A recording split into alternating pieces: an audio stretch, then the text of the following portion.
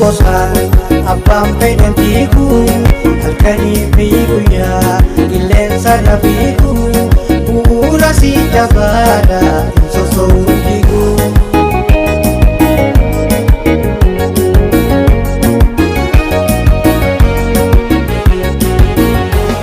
Lubbuuta qabaatu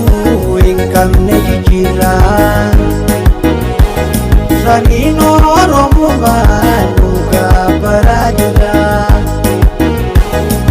miliyoona duwwee kalimura isaani tamitamu adabadaanurra warri gosan deemtanarra Oromummaa gosa abbaan fedhan fiigu halkanii fi guyyaa qilleensa irra fiigu bu'uura si jabaadha hin sosso'uun fiigu.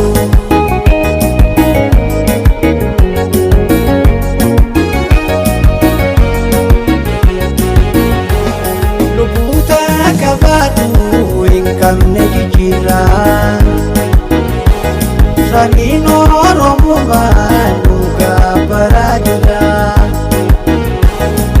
miliyoona duwwee kalimura isaani tamitamu adabadaanurra warri gosan deemtanarra Oromummaa gosa abbaan fedhan fiigu halkanii fi guyyaa qilleensa irra fiigu bu'uura si jabaadha hin sosso'uun fiigu.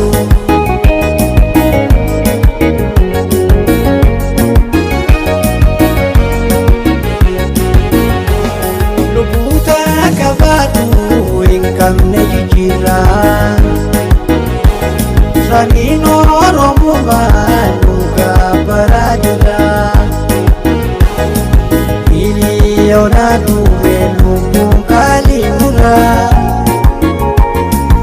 isaani tamitamu adabadaanurra warri gosan deemtanarra